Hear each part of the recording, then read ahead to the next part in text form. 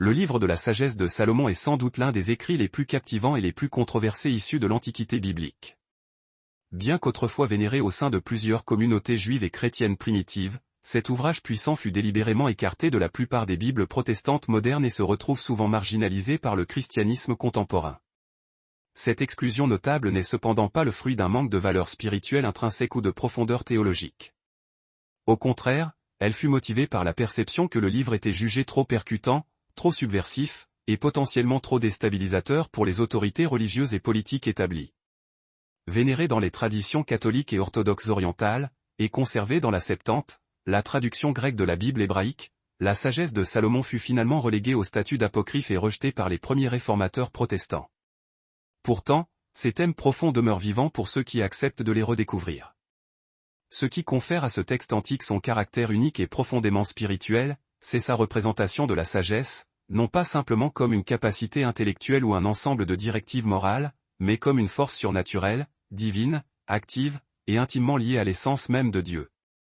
Loin de présenter la sagesse comme une connaissance que les humains peuvent simplement accumuler ou acquérir par l'étude, elle est décrite comme une présence vivante. Le texte la dépeint comme le souffle de la puissance de Dieu et une pure émanation de la gloire du Tout-Puissant, Sagesse 7h25. Le livre va jusqu'à ériger la sagesse en agent cosmique, présent dès l'aube de la création, façonnant l'univers avec une précision divine et assurant l'armature morale de toute existence. Cette vision contraste vivement avec d'autres écrits canoniques de sagesse, comme les Proverbes et l'Ecclésiaste, qui tendent à considérer la sagesse comme une simple instruction, un principe éthique ou un conseil poétique destiné à une vie droite. Dans le livre de la sagesse de Salomon, le concept est infiniment plus mystérieux et transcendant. Elle est éternelle, omniprésente, et presque dépeinte comme un être divin à part entière, une compagne de Dieu, l'architecte du cosmos, et la force qui maintient l'équilibre de la justice à travers le temps et l'espace. Ces revendications élevées faisaient de la sagesse elle-même un concept révolutionnaire et, parfois, dangereux. En la personnifiant comme un esprit qui non seulement habite chez les justes mais réprimande ouvertement les méchants, le texte de Salomon adoptait un ton prophétique qui défiait sans détour les souverains injustes et les systèmes corrompus. Ce faisant, la sagesse divine était positionnée comme une menace existentielle pour ceux qui détenaient le pouvoir, en particulier ceux qui fondaient leur autorité sur la manipulation, l'oppression, ou le mensonge. Selon le livre, la sagesse met à nu les motivations intérieures des individus, révélant qui vit en accord avec la vérité divine et qui marche dans la tromperie. Elle ne reste ni silencieuse, ni passive. Elle affronte l'obscurité, exige la justice et se porte à la défense des opprimés. Cette confrontation spirituelle incessante contre le mal donne à la sagesse de Salomon une dimension quasi-apocalyptique, décrivant le monde non pas comme un lieu moralement neutre, mais comme un champ de bataille entre la lumière divine et la corruption humaine. De plus, le livre enseigne que la vraie sagesse ne peut loger dans une âme trompeuse ou chez une personne asservie par le péché. Elle exige la pureté, l'humilité et un cœur ouvert à la révélation divine. Ce message est d'autant plus radical qu'il impose une introspection, insistant sur le fait que chaque personne doit subir une transformation intérieure pour recevoir les dons de la sagesse. L'accès n'est pas universel. Ceux qui se moquent, qui la rejettent, ou qui restent consumés par les désirs de la chair sont irrémédiablement exclus de sa présence. Ces déclarations théologiques audacieuses ont probablement contribué à l'exclusion finale du livre du canon biblique. Il présentait une vision de la réalité divine trop intense, trop exigeante, et trop intransigeante pour des dirigeants qui craignaient ses implications sociopolitiques. L'Église primitive, s'efforçant d'unifier la doctrine et de consolider son autorité naissante, a pu considérer la sagesse de Salomon comme une faiblesse, la trouvant trop empreinte de mysticisme, trop subversive sur le plan politique, ou trop émancipatrice pour les simples croyants. Après tout, un texte spirituel conférant à la sagesse le pouvoir de réprimander les orgueilleux, de protéger les justes et d'opérer comme une entité divine ne pouvait être facilement domestiqué ou circonscrit. Pourtant, son influence persiste. Le Nouveau Testament répercute des échos de la vision de Salomon, notamment dans la manière dont Jésus parle de la vérité divine, de la vie intérieure de l'âme, et de la récompense promise à ceux qui ont le cœur pur. En présentant la sagesse à la fois comme un miroir de la nature de Dieu et comme un chemin vers la vie éternelle, la sagesse de Salomon demeure l'une des expressions les plus profondes de l'intuition spirituelle dans la littérature ancienne. C'est un texte non pas perdu, mais occulté, attendant ceux qui cherchent la compréhension divine au-delà des frontières de la théologie conventionnelle. Alors que les livres bibliques des Proverbes et de l'Ecclésiaste offrent de profondes réflexions sur l'expérience humaine et la moralité de la vie, la sagesse de Salomon se distingue nettement par son ton et sa théologie, introduisant un concept de sagesse radicalement élevé qui transcende les définitions traditionnelles. Dans les Proverbes, la sagesse est poétiquement personnifiée comme une noble femme qui lance ses appels dans les rues, exhortant l'humanité à suivre le sentier de la droiture et de la clarté morale. Elle y est dépeinte comme une voix directrice, offrant instruction, correction et la promesse de bénédiction pour ceux qui l'écoutent. Bien que profondément spirituelle, cette représentation demeure ancrée dans le monde humain, soulignant la sagesse comme un ensemble de principes divins destinés à structurer la vie quotidienne. De même, l'Ecclésiaste, souvent attribué à Salomon également, présente la sagesse sous un jour plus philosophique et même sombre, méditant sur la nature éphémère de l'existence, la vanité des activités humaines et les limites de l'entendement. La sagesse dans l'Ecclésiaste est certes précieuse, mais elle est aussi dépeinte comme insuffisante face à la mort et au mystère divin. Dans ces deux livres canoniques, la sagesse est vénérée, mais elle reste finalement au service de l'expérience humaine, agissant comme une boussole morale ou comme une lentille pour déchiffrer les contradictions de la vie. Par contraste frappant, la sagesse de Salomon réinvente la sagesse comme une force divine, vivante et éternelle, un agent actif dans le cosmos qui partage l'essence même de Dieu. Loin d'être une voix appelant depuis les places publiques ou un guide philosophique à travers la vanité de la vie, la sagesse dans ce texte est décrite comme le reflet de la lumière éternelle, un miroir sans tache de l'activité de Dieu et une image de sa bonté, Sagesse 7h26. Ce langage élève la sagesse au-delà de la simple personnification rhétorique. Elle devient une réalité cosmique, transcendante et vitale, un Saint-Esprit qui œuvre au sein de la création et sert de lien direct entre Dieu et l'humanité. Plutôt que de guider les gens vers un comportement éthique par l'instruction morale, cette sagesse imprègne toute l'existence. Elle n'est pas seulement un outil pour une vie juste, elle est le souffle divin qui soutient la réalité elle-même. Dans cette vision, Salomon ne se contente pas d'admirer la sagesse, il la vénère comme une manifestation de l'ordre éternel de Dieu. L'une des différences les plus marquantes réside dans la manière dont la sagesse de Salomon positionne la sagesse par rapport à la création.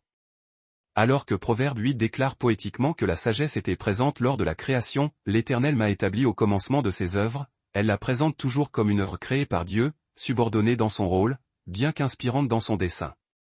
Dans la sagesse de Salomon, cependant, la relation est plus intime et profonde. Salomon présente la sagesse comme une co-créatrice, une compagne divine de Dieu dans l'acte de formation de l'univers. La sagesse n'est pas seulement un témoin de la création, mais une force à travers laquelle la création est ordonnée et soutenue. Elle atteint avec force d'une extrémité de la terre à l'autre, écrit Salomon, et elle ordonne toutes choses avec bonté, Sagesse 8h1. Cette description élève la sagesse au niveau d'une agence divine, travaillant côte à côte avec Dieu pour maintenir la justice, la vérité et l'harmonie cosmique. De plus, les métaphores utilisées dans la sagesse de Salomon pour décrire la sagesse sont profondément mystiques et théologiquement riches. La sagesse est une lumière éclatante qui ne peut être ternie, un esprit incorruptible qui pénètre toute chose, et une force puissante qui sanctifie ceux qui la possèdent. Cela contraste fortement avec le ton de l'Ecclésiaste, où la sagesse est tempérée par la frustration existentielle et un sentiment de futilité, car avec beaucoup de sagesse vient beaucoup de chagrin, plus on augmente sa connaissance, plus on augmente sa douleur, Ecclésiaste 1h18. Là où l'Ecclésiaste perçoit les limites de la sagesse humaine, la sagesse de Salomon voit sa gloire illimitée et divine. L'Ecclésiaste reconnaît que la sagesse ne peut répondre aux questions ultimes de la vie. Le livre caché de Salomon insiste sur le fait que la sagesse est la réponse à ces questions fondamentales. Une autre différence essentielle réside dans la manière dont chaque livre relie la sagesse à la droiture. Les Proverbes et l'Ecclésiaste insistent sur les récompenses de la vie sage, longue vie, paix, honneur et compréhension. Dans la sagesse de Salomon, la sagesse est plus qu'un moyen pour parvenir à une fin, elle est la source de la droiture elle-même. C'est l'esprit qui mène l'âme à la vertu, qui délivre le juste de la destruction et qui révèle la volonté de Dieu. Elle ne fait pas qu'influencer la conduite humaine, elle transforme la nature humaine. La sagesse est montrée comme habitant avec le cœur pur, rejetant le trompeur et accordant un aperçu des mystères de la vie et de la mort. Par elle, on perçoit les vérités cachées de l'univers, on comprend la justice de Dieu et on commence à participer activement au plan divin. De telles descriptions ne se trouvent ni dans les Proverbes, ni dans l'Ecclésiaste, où la sagesse, bien que chérie, reste attachée aux résultats terrestres et à l'expérience humaine. Essentiellement, la sagesse de Salomon remodèle notre compréhension de la sagesse elle-même. Elle la présente non pas comme un conseil moral ou une introspection réfléchie, mais comme une compagne surnaturelle de Dieu, présente dès les fondations du monde et active dans chaque recoin de la création. Ce passage de l'instruction pratique à la présence mystique, du simple guide utile à l'être divin, est ce qui rend ce livre si singulier parmi la littérature de sagesse biblique et si radical dans sa théologie. Dans la sagesse de Salomon, la sagesse n'est pas simplement un outil pour l'illumination humaine. Elle est dépeinte comme l'instrument vivant de la justice divine, une force qui participe activement à l'ordre moral de l'univers. Ce texte antique présente la sagesse comme un pouvoir sacré qui défend les justes, condamne les méchants et expose les mensonges cachés qui corrompent l'âme. Il ne suggère pas simplement que la sagesse aide les gens à prendre de bonnes décisions. Il affirme que la sagesse elle-même est l'agent de la justice de Dieu, tissée dans la trame même de l'existence pour garantir que la vérité triomphe et que le mal soit finalement terrassé. Cette compréhension de la sagesse la métamorphose d'une qualité passive en une présence divine active qui opère avec précision, discernement et une droiture inébranlable. Tout au long du livre, la sagesse est montrée comme étant inséparable de la justice de Dieu, se déplaçant avec détermination, découvrant la tromperie et récompensant ce dont le cœur est aligné sur la vérité divine.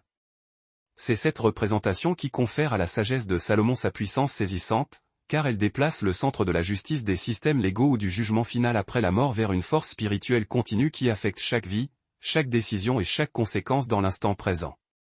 Contrairement aux représentations traditionnelles de la justice, souvent retardées jusqu'à l'au-delà, la vision de Salomon révèle que la justice de Dieu n'est pas reportée. Elle se déploie déjà en temps réel, administrée par la sagesse.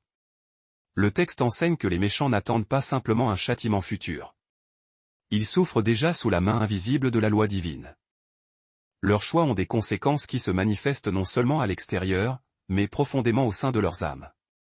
Ce tourment intérieur est dépeint comme une forme d'érosion spirituelle, une anxiété lancinante, un manque de paix, un vide qui ronge de l'intérieur. Les injustes peuvent paraître prospères en apparence, mais leurs cœurs sont ravagés par le trouble. Leur conscience devient un champ de bataille hanté par la culpabilité et assailli par la peur, reflet du jugement divin que la sagesse exécute silencieusement. La sagesse agit ainsi à la fois comme une épée et un projecteur, tranchant la tromperie tout en révélant l'état spirituel véritable de chaque personne. Même lorsque la justice humaine fait défaut, la sagesse divine garantit qu'aucune mauvaise action ne passe inaperçue et qu'aucun acte juste n'est jamais oublié. Le texte de Salomon insiste en outre sur le fait que la sagesse est la ligne de démarcation entre la lumière et l'obscurité, entre la vie alignée sur Dieu et la vie consumée par l'intérêt personnel et la rébellion. Chaque action humaine, aussi insignifiante soit-elle, contribue au mouvement de l'âme vers l'une de ces deux réalités polaires.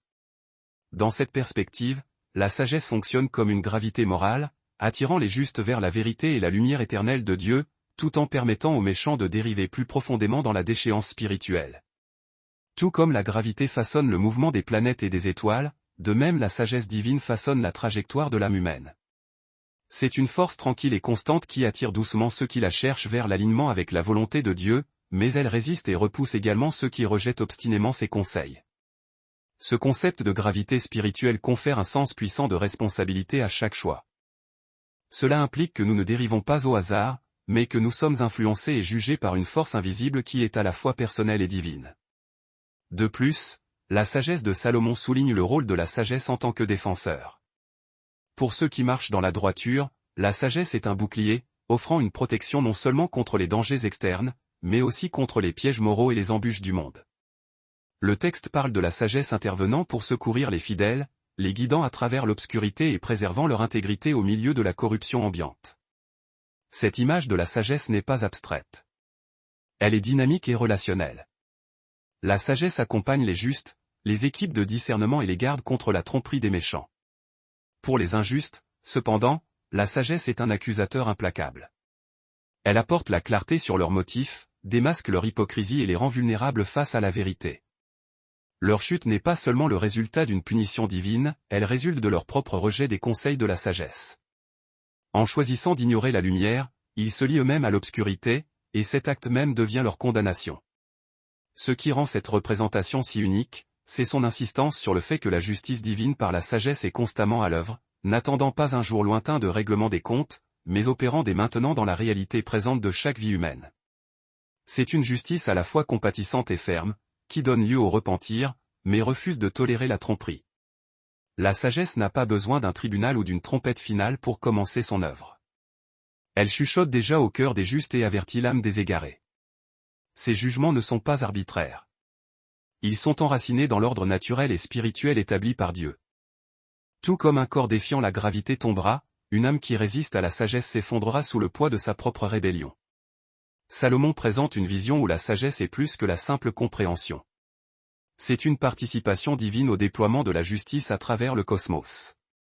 Dans la sagesse de Salomon, l'un des thèmes les plus profonds explorés est le contraste spirituel frappant entre les justes et les méchants, un contraste qui transcende les apparences extérieures et plonge dans les conséquences éternelles de la relation d'un individu avec la sagesse divine.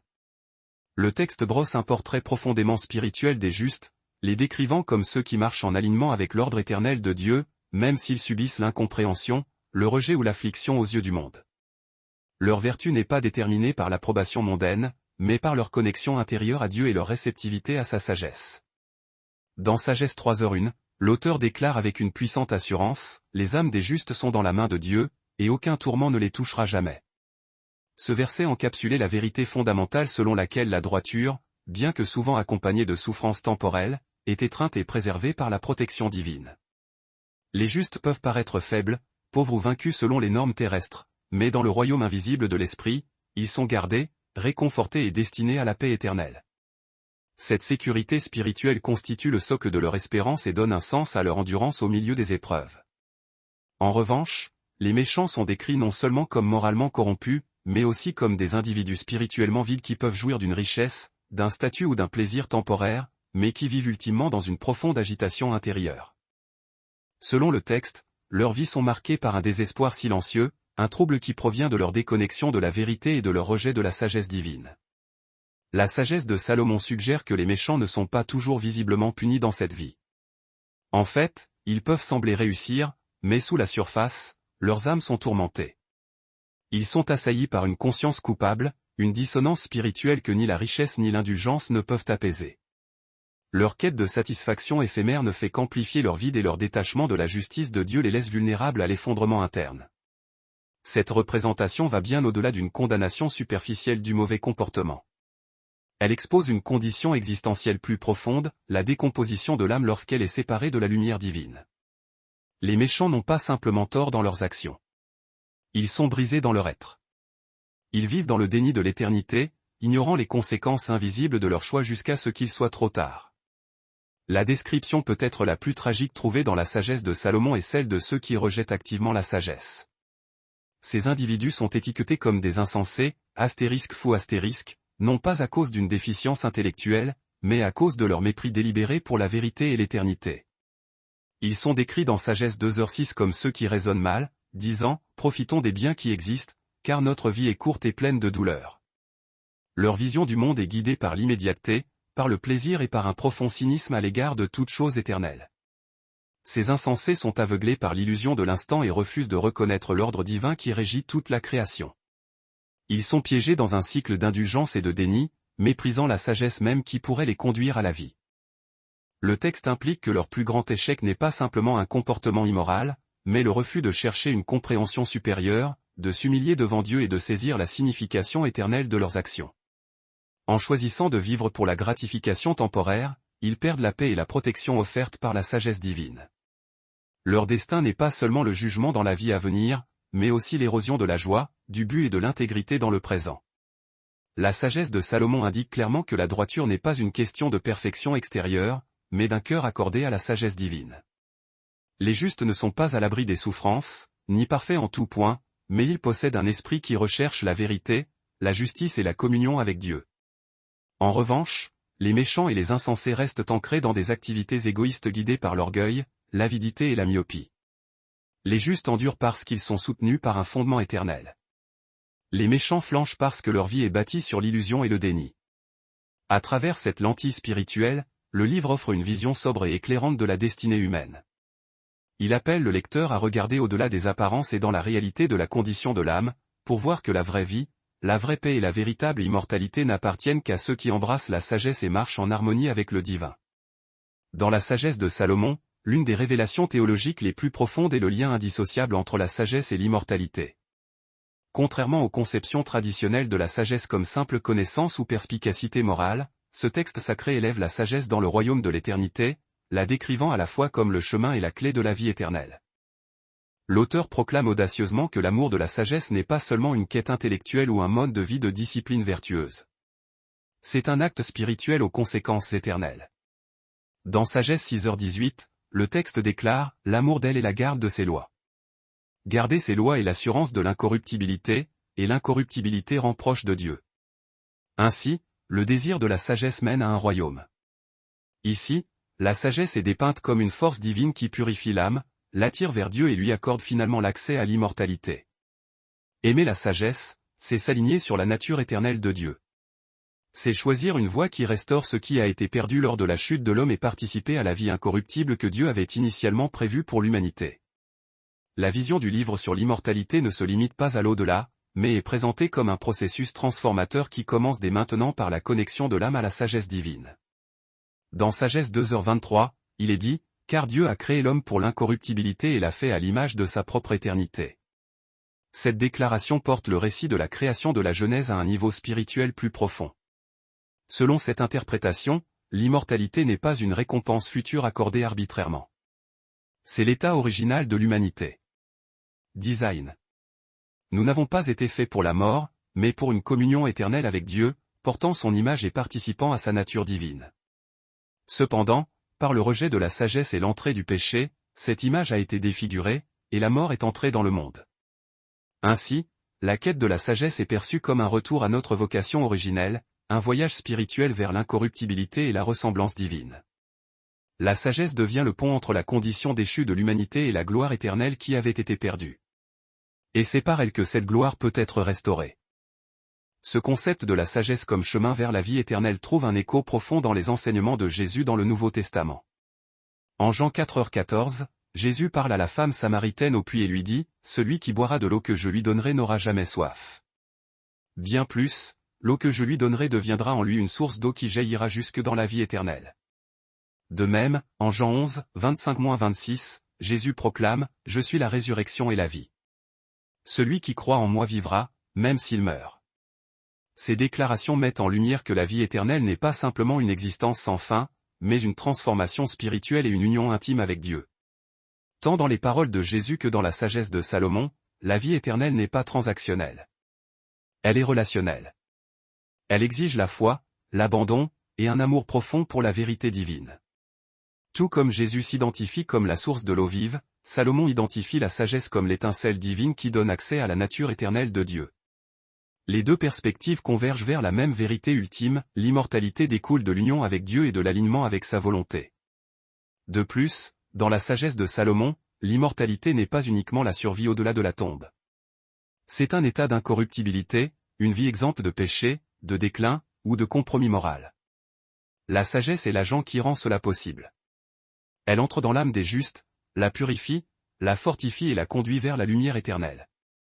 Les justes, par leur adhésion à la sagesse, deviennent participants d'une réalité qui transcende le temps et la mortalité. Ils ne sont plus liés par les limitations de la chair ou la peur de la mort. Car ils vivent en communion avec l'Esprit éternel. Cette immortalité spirituelle n'attend pas la fin de la vie pour commencer. Elle est expérimentée à chaque instant où l'âme s'aligne sur le divin.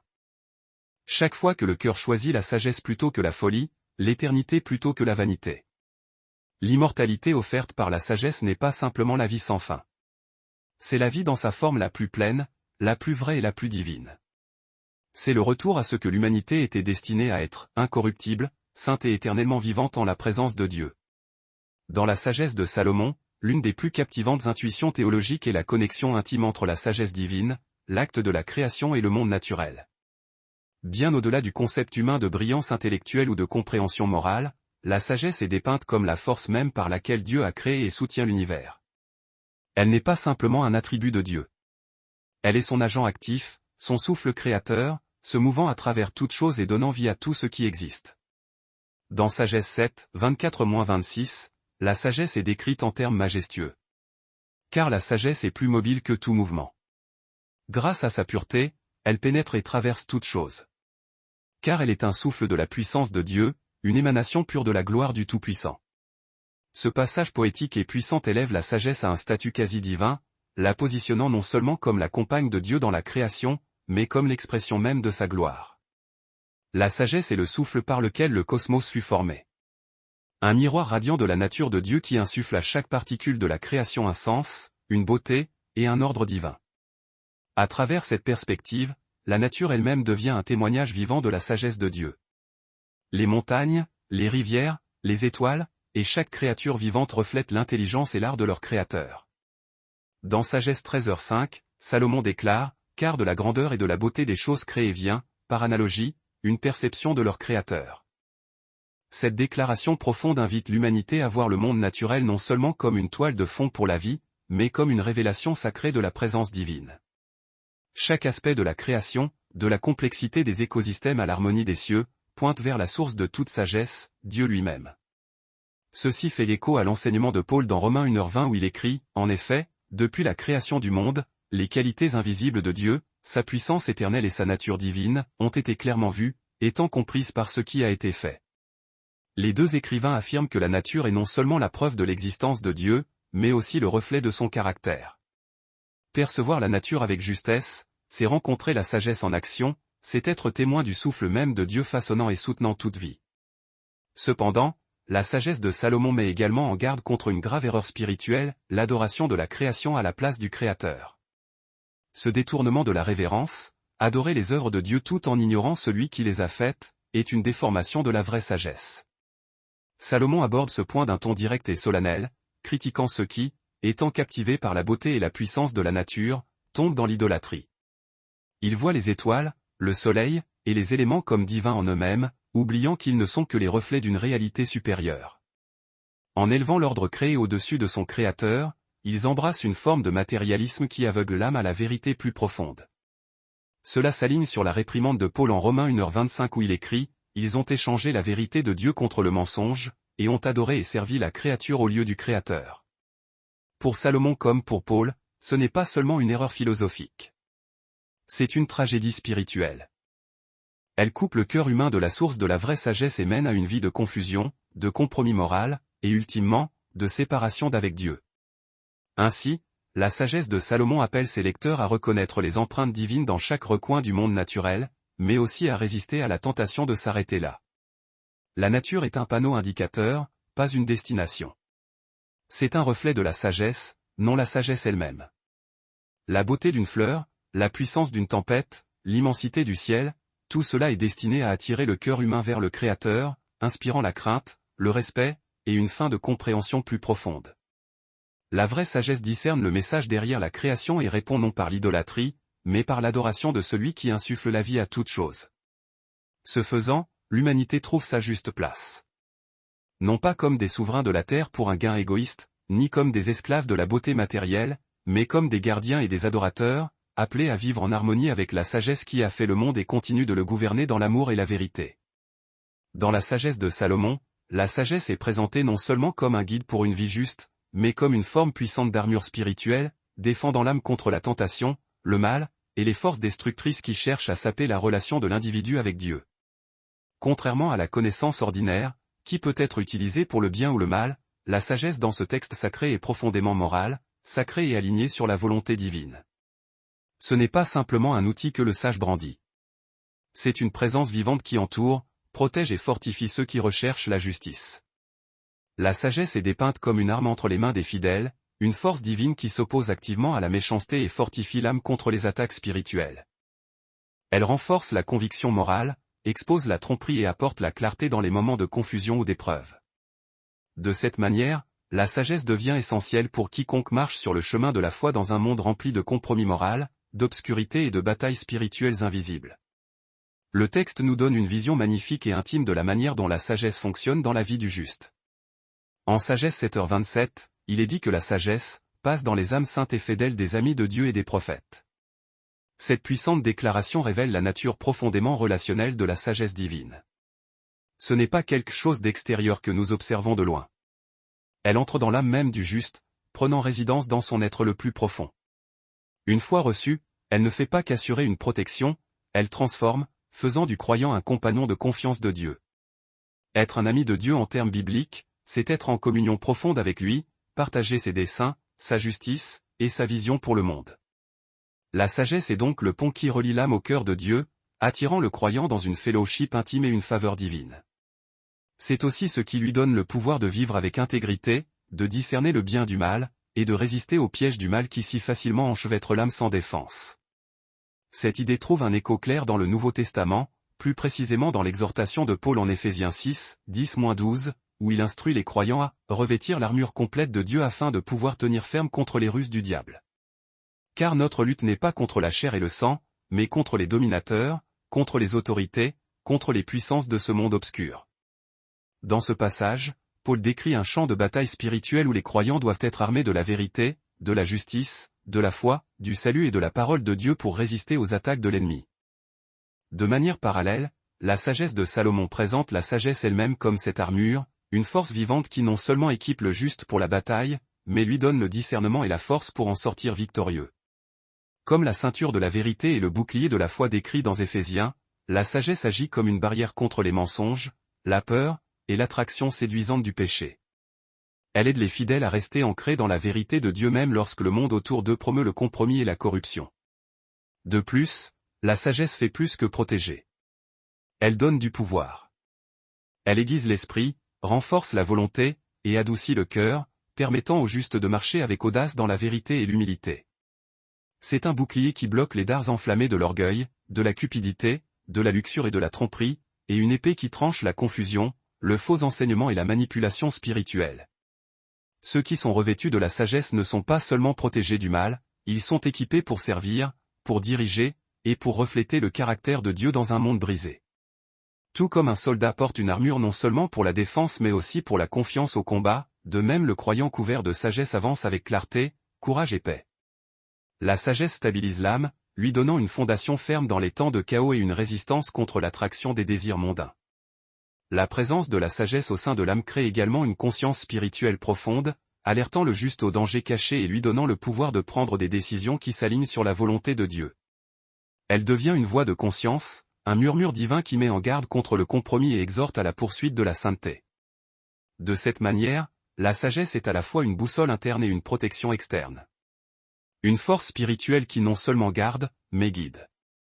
Cette double fonction la rend indispensable dans le voyage du croyant.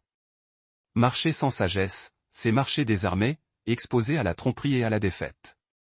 Mais marcher avec la sagesse, c'est traverser la vie revêtue de la lumière de la vérité de Dieu, protégé par sa présence et fortifié par une force qui non seulement résiste au mal, mais reflète la gloire de celui qui l'accorde.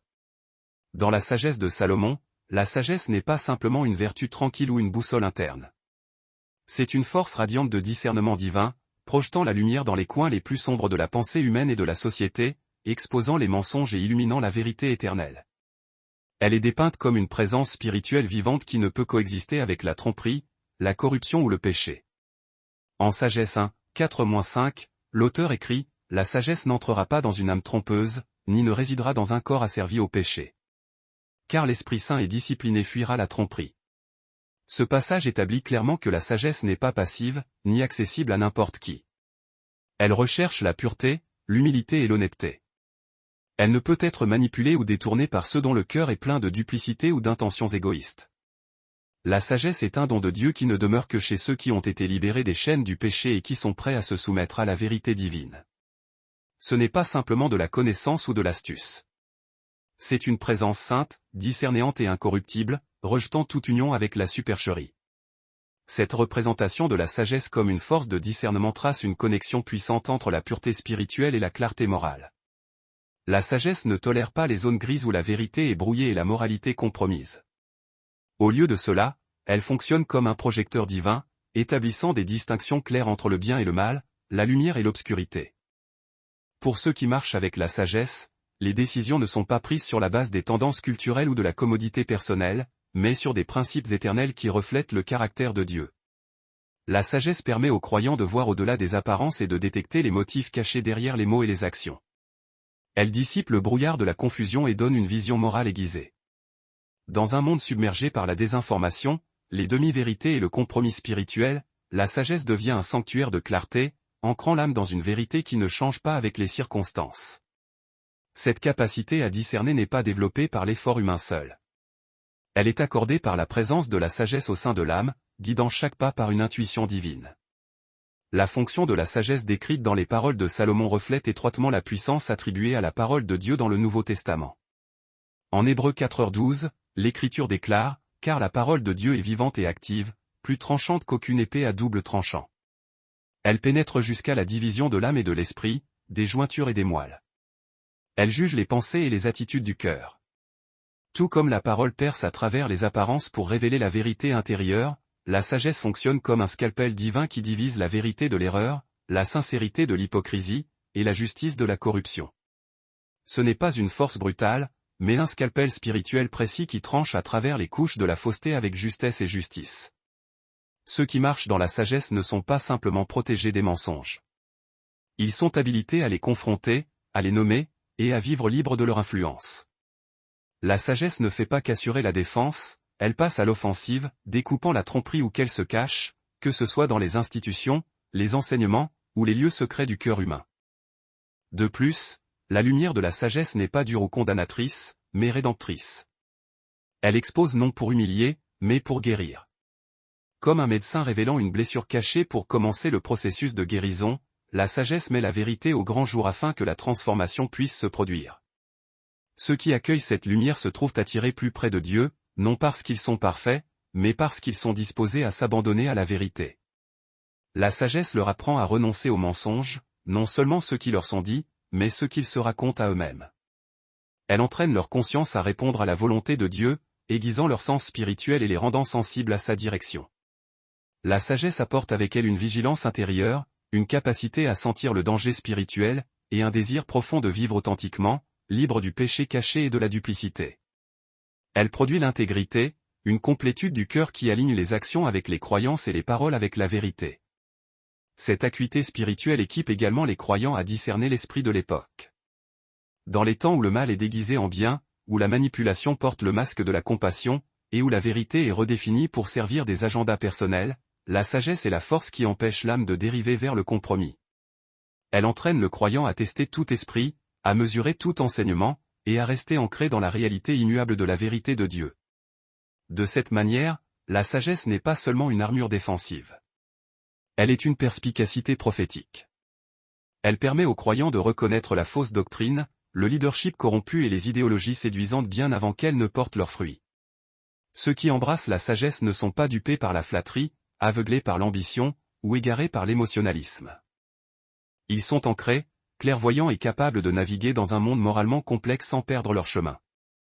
Dans la sagesse de Salomon, la sagesse n'est pas présentée comme une vertu passive ou purement contemplative. C'est une force urgente et puissante qui appelle les individus à l'action juste, particulièrement face à l'injustice et à l'oppression. Loin d'encourager l'isolement ou le seul développement spirituel personnel, la sagesse contraint ceux qui la possèdent à s'engager avec le monde autour d'eux, à prendre position avec audace pour la vérité, et à résister aux forces du mal qui cherchent à exploiter, tromper et détruire. Ceux qui embrassent la sagesse ne sont pas seulement éclairés dans leur esprit, mais enhardis en leur âme, équipés pour défier les structures de l'injustice avec une clarté morale et une autorité divine. Cette vision s'aligne étroitement sur l'exemple des prophètes de l'Ancien Testament, dont beaucoup ont été habilités par la sagesse divine à affronter les rois corrompus, à exposer la fausseté et à parler au nom des opprimés. Des figures comme Ésaïe, Jérémie et Amos n'ont pas simplement observé l'injustice. Ils l'ont dénoncée avec l'autorité qui venait de la sagesse divine. De même, dans la sagesse de Salomon, les sages sont décrits comme ceux qui n'ont pas peur de s'opposer à la méchanceté et de défendre la dignité de ceux qui souffrent sous des systèmes injustes. La sagesse dans ce contexte devient un feu dans l'âme, allumant une passion pour la justice et un refus de rester silencieux en présence du mal. Cette idée de la sagesse comme fondation pour l'action morale et la justice sociale trouve son écho dans le livre des Proverbes, particulièrement en Proverbe 8, 15-16, où la sagesse déclare « Par moi les rois règnent et les dirigeants édictent des décrets justes. Par moi les princes gouvernent, et les nobles, tous ceux qui jugent sur la terre. » Ici, la sagesse n'est pas seulement une vertu personnelle, mais une condition nécessaire pour un leadership juste et une gouvernance équitable. Le pouvoir politique et l'autorité, lorsqu'ils sont guidés par la sagesse, deviennent des instruments d'équité, de compassion et d'ordre. Mais sans la sagesse, ils dégénèrent rapidement en outils d'oppression et de chaos. La sagesse de Salomon élargit cette idée en soulignant que la sagesse n'est pas réservée aux seuls dirigeants. Elle est accessible à tous ceux qui la recherchent sincèrement et elle donne le pouvoir aux individus ordinaires de devenir des voix pour la justice et des défenseurs de la vérité. Elle défie la fausse notion que la responsabilité morale n'incombe qu'aux leaders et rappelle à chaque croyant que marcher avec la sagesse, c'est participer à l'œuvre rédemptrice de Dieu dans le monde. La sagesse, telle que dépeinte dans les écrits de Salomon, crée au sein de l'âme une sensibilité profonde à la douleur des autres et une urgence morale d'agir. Elle éveille la conscience et façonne le caractère de telle manière que l'injustice devient intolérable. Une personne qui possède la sagesse divine ne peut se détourner des cris des opprimés ou ignorer les maux systémiques qui dégradent la dignité humaine. Au lieu de cela, elle est mue à intervenir, à plaider, à dire la vérité même lorsque celle-ci est impopulaire ou dangereuse. À bien des égards, la sagesse sert de boussole morale à la société, pointant non seulement vers ce qui est juste, mais vers ce qui doit être fait. Elle apporte la lumière aux formes cachées de corruption et donne le pouvoir au juste de défier le péché tant personnel qu'institutionnel. Cet appel à la justice n'est pas simplement intellectuel ou philosophique. Il est profondément spirituel, enraciné dans la conviction que Dieu lui-même est juste et que ceux qui marchent dans sa sagesse doivent refléter cette justice en parole comme en acte. De plus, la sagesse façonne la manière dont la justice est poursuivie. Elle met en garde contre la vengeance, l'orgueil et l'auto-justification, assurant que la quête de justice reste ancrée dans l'humilité, la compassion et la vérité divine. Elle enseigne le discernement afin que les sages ne se contentent pas de réagir à l'injustice mais y répondent par une action guidée par la sagesse qui restaure, guérisse et élève. La sagesse procure également le courage nécessaire pour endurer l'opposition. Tout comme les prophètes ont fait face à la résistance, à la moquerie, et même à la violence pour avoir dit la vérité, ceux qui marchent dans la sagesse aujourd'hui peuvent faire face à des épreuves similaires, mais la sagesse les soutient, leur rappelant que leur labeur n'est pas vain et que Dieu se tient aux côtés de ceux qui se lèvent pour la justice. Cette quête courageuse de la justice ne vise pas à gagner du pouvoir, du prestige ou de la reconnaissance. Elle vise à aligner sa vie sur les valeurs du royaume de Dieu où la vérité règne, la miséricorde est étendue. Et les opprimés sont finalement relevés. En définitive, la sagesse de Salomon déploie une vision absolument impérieuse, présentant la sagesse elle-même comme le moteur essentiel, la force propulsive qui initie et soutient toute action visant une justice véritable et profonde. Elle nous instruit avec clarté, la droiture n'est jamais un état de contemplation passif ou une simple adhésion intellectuelle, mais un appel actif et vibrant à l'engagement. C'est cette sagesse qui confère aux êtres humains la capacité de voir au-delà des illusions, de discerner le juste de l'injuste avec une lucidité implacable, de juger correctement les situations complexes et, surtout, d'agir avec une audace morale inébranlable. Au plus profond de l'âme, la sagesse forge une harmonie intime avec le cœur de Dieu, ce cœur qui brûle pour la justice. Elle instille aussi une sainte insatisfaction, une révolte spirituelle contre la déchéance et les fractures irréparables du monde visible. Ceux qui entendent et répondent à cet appel impérieux de la sagesse ne se contentent plus d'être des penseurs éthiques ou des théoriciens moraux, ils se métamorphosent en acteurs moraux, en véritables catalyseurs de changement. Ils deviennent les porteurs de la lumière de la vérité divine, l'irradiant jusque dans les recoins les plus sombres, là où règne l'oppression systémique et le désespoir le plus accablant. L'œuvre connue sous le nom de Sagesse de Salomon demeure l'un des textes les plus riches sur le plan théologique, mais paradoxalement l'un des plus controversés jamais écrits au sein de la grande tradition littéraire biblique. Son exclusion notable de la plupart des Bibles modernes, tout particulièrement dans les courants et traditions protestantes, soulève d'énormes interrogations quant aux limites mouvantes de la doctrine jugée acceptable et à la définition même de l'autorité scripturaire légitime. Bien que le livre soit resté pieusement conservé dans les canons catholiques et orthodoxes orientales, son retrait des écritures protestantes ne fut pas un simple différend mineur portant sur la paternité historique ou l'origine linguistique du texte. Plus profondément encore, cet ouvrage audacieux introduit des concepts qui remettent directement en question les structures politiques et les hiérarchies religieuses établies. Il propose une vision sans concession de la justice divine, et il ose redéfinir le chemin d'accès à l'immortalité d'une manière qui a profondément troublé et déstabilisé les premiers dirigeants de l'Église. Au fondement même de son message, la sagesse de Salomon exige une reddition de comptes stricts, non seulement pour le simple croyant, mais aussi et surtout pour les souverains, les autorités ecclésiastiques, et tous ceux qui abusent de leur position de pouvoir pour exercer l'iniquité. Ce texte sacré ne recule devant aucune déclaration, il affirme que les dirigeants dont les actions sont manifestement injustes seront jugés et tenus responsables devant un étalon divin, supérieur et inébranlable. Il s'exprime avec une voix prophétique puissante, pénétrant les systèmes de corruption et insistant sur le fait que la sagesse, cette présence sainte et active de Dieu, est déjà à l'œuvre dans le monde, condamnant sans appel l'injustice sous toutes ses formes et se dressant pour la défense des plus vulnérables. Pour les élites politiques et religieuses qui s'efforçaient de consolider leur emprise par le biais de structures hiérarchiques rigides ou de pouvoirs institutionnels, un tel message constituait une menace existentielle et dangereuse pour leur domination.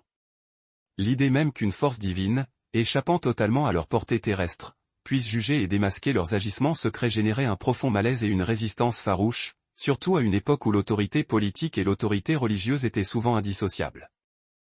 Ce qui rend cet enseignement encore plus radical réside dans la manière dont le livre dépeint la sagesse elle-même. Loin d'être une qualité passive, abstraite, ou un simple recueil d'instructions morales froides, la sagesse dans ce texte est décrite comme une force vivante, dynamique, puissante et douée d'un discernement parfait. C'est une entité qui ne peut tolérer l'hypocrisie déguisée, la tromperie calculée, ni aucune forme d'oppression. Elle est personnifiée comme une présence radieuse, d'une incorruptibilité totale, qui non seulement comble de récompenses les justes, mais tourmente activement les impies. Elle les confronte sans merci à l'échec spirituel de leur propre existence. Sagesse 1, 4-5 affirme sans ambiguïté que la sagesse ne peut pénétrer une âme décevante ou habiter un corps asservi par le péché. Et, tout au long de l'ouvrage, cette sagesse est décrite comme insupportable pour ceux qui, par choix délibéré, résistent à la vérité. Cette représentation était forcément très dérangeante pour ceux qui occupaient des postes d'influence et qui instrumentalisaient la religion comme un outil de contrôle social et de maintien de l'ordre établi. La simple suggestion que la sagesse divine puisse court-circuiter les institutions religieuses et résider directement au sein de l'âme des humbles et des cœurs purs, sapait fondamentalement l'autorité des chefs religieux qui revendiquaient le rôle exclusif de médiateur entre le Créateur et le peuple. Mise entre les mains des croyants ordinaires, cette sagesse se transformait en une arme redoutable de vérité. Une arme capable de révéler au grand jour la corruption institutionnelle, de démasquer les fausses doctrines et de réveiller la complaisance spirituelle. Ceux dont l'intérêt vital résidait dans la préservation rigoureuse de l'autorité de la doctrine officielle et des structures hiérarchiques ecclésiastiques considéraient inévitablement ce message comme profondément déstabilisateur, voire purement et simplement subversif. Une autre raison majeure pour laquelle ce livre a suscité une telle controverse, menant ultimement à son exclusion, résidait dans sa conception unique et incroyablement audacieuse de l'immortalité. La sagesse de Salomon enseigne que l'amour et la quête incessante de la sagesse constituent le chemin direct vers la vie éternelle.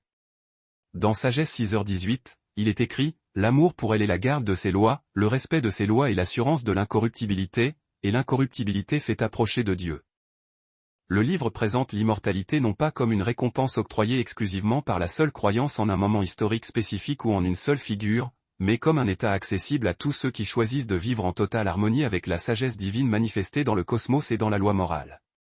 Il ne faut pas en déduire que l'ouvrage nie l'existence de Dieu ou sa justice, bien au contraire, il les affirme avec une vigueur impressionnante. Cependant, l'accent qu'il met sur la sagesse comme agent transformateur de l'âme remettait en cause les formulations doctrinales ultérieures qui se sont concentrées exclusivement sur le salut par la foi en Jésus-Christ. Les premiers pères de l'Église, notamment au moment crucial de la formation du canon, étaient en train d'élaborer et de défendre avec ferveur la doctrine du salut par la grâce, obtenue par la foi, doctrine profondément enracinée dans la vie, la mort et la résurrection de Jésus-Christ. Dans ce contexte théologique en pleine cristallisation, la sagesse de Salomon introduisait une voie parallèle, mais potentiellement antagoniste, vers la vie éternelle, un chemin ancré dans la pensée juive pré-chrétienne et dans l'accès universel à la sagesse pour quiconque la cherchait sincèrement. Cette tension théologique fondamentale, opposant l'immortalité fondée sur l'adhésion à la sagesse et le salut centré sur le Christ, a très certainement été un facteur déterminant dans la décision d'exclure le livre du canon officiel des Écritures. Bien que la jeune Église ait sans aucun doute reconnu la valeur morale et spirituelle intrinsèque de la sagesse de Salomon, ses implications étaient jugées beaucoup trop vastes, trop intrinsèquement radicales et excessivement libératrices pour une structure religieuse naissante qui cherchait désespérément à établir l'unité, l'orthodoxie doctrinale et un contrôle institutionnel solide. En promouvant une vision de la justice divine qui tenait absolument tout pouvoir pour responsable de ses actes, en présentant la sagesse comme une force vivante qui affrontait le mal de front, et en offrant la vie éternelle par l'alignement avec la vérité de Dieu plutôt que par une affiliation religieuse exclusive, l'ouvrage est devenu, par essence, une menace. Il a remis en question les fondements mêmes du pouvoir, qu'il soit séculier ou ecclésiastique, et a donné une voix retentissante à une foi qui résidait au cœur de l'individu, loin des murs du temple, de l'opulence du palais ou de la rigidité de la hiérarchie ecclésiale. La sagesse de Salomon nous délivre un message profond et intemporel, la sagesse n'est pas seulement une qualité humaine éphémère ou une simple vertu intellectuelle. Elle est une puissance divine vivante et opérante. Elle est tout à la fois un guide sur qui conduit les justes le long du sentier lumineux de la vérité et un protecteur infaillible qui les prémunit contre les pièges sournois du mal. Dans ce texte sacré, la sagesse est dépeinte comme une présence sainte, active, douée d'un discernement aigu, et intrinsèquement liée à la volonté souveraine de Dieu. Ceux qui embrassent la sagesse ne sont pas seulement éclairés par sa lumière, ils sont fondamentalement et intégralement transformés. Ils acquièrent une clarté spirituelle nouvelle, une force morale inébranlable et une paix intérieure profonde, et se voit promettre la récompense ultime, la vie éternelle. Marcher dans la sagesse, c'est choisir de vivre une vie de droiture dont les fondations ne sont pas basées sur les normes fluctuantes du monde, mais solidement enracinées dans l'ordre divin établi par Dieu lui-même. Le livre exhorte avec insistance les croyants à se détourner des désirs terrestres éphémères, la richesse vaine, le pouvoir illusoire, le plaisir passager pour rechercher plutôt les valeurs éternelles qui sont le reflet authentique du cœur de Dieu. En agissant ainsi, l'être humain retrouve l'image incorruptible selon laquelle l'humanité fut originellement créée. Ce voyage sacré est bien plus qu'une simple acquisition de connaissances ou l'adoption d'une éthique superficielle. C'est une transformation spirituelle radicale qui reconnecte l'âme humaine à son dessein divin primordial. La sagesse est le chemin du retour vers l'immortalité, le fil d'or qui tisse ensemble la justice divine, une vie de sainteté et la destinée éternelle de l'âme. Elle s'adresse aux aspirations les plus profondes du cœur, invitant chaque personne à s'élever au-dessus des innombrables distractions et du bruit du monde pour entrer dans une communion plus profonde et plus significative avec le Créateur. La sagesse de Salomon invite donc chaque croyant à bien plus qu'une simple rectitude de pensée. Elle l'appelle à un cheminement sacré, un pas éclairé par la lumière éclatante de la sagesse et solidement ancré dans les vérités immuables de Dieu. L'une des leçons les plus pertinentes et les plus enrichissantes que nous tirons de la sagesse de Salomon est la suivante: la véritable sagesse ne se résume pas à l'accumulation de connaissances. C'est une présence divine qui nous guide avec douceur, nous protège avec fermeté et transforme le cours de nos existences. Pour les adultes plus âgés, ceux qui ont traversé les innombrables saisons de joie, d'épreuves et de douleur, ce message revêt une puissance toute particulière. Il nous rappelle que, quel que soit notre âge ou les circonstances éprouvantes de notre vie, nous sommes toujours conviés à une relation plus intime et plus profonde avec Dieu par l'intermédiaire de cette sagesse. Lorsque nous faisons le choix conscient de vivre avec une intégrité sans faille, de refuser les séductions trompeuses des tentations terrestres et de placer la vérité de Dieu au-dessus de tout, nous entrons dans une existence marquée par la clarté spirituelle et une paix durable. La sagesse nous permet de voir au-delà du caractère provisoire et passager de ce monde, et d'aligner la totalité de nos vies sur des valeurs éternelles et immuables, telles que la compassion désintéressée, l'humilité sincère et la justice véritable. Elle nous confère une force tranquille et résiliente dans les périodes de grande incertitude, un bouclier protecteur contre les morsures du regret, et la promesse réconfortante que nos vies, même avancées, portent toujours un but essentiel et sacré. Dans un monde qui paraît souvent chaotique et déroutant, la sagesse se dresse comme notre ancre inébranlable. Elle nous rappelle qu'il n'est jamais trop tard pour progresser dans la compréhension spirituelle et que le chemin de la droiture mène non seulement à une paix concrète aujourd'hui, mais aussi à l'espérance certaine de la vie éternelle. Tel est le don inestimable qu'offre la sagesse, un présent doux, constant et absolument sacré.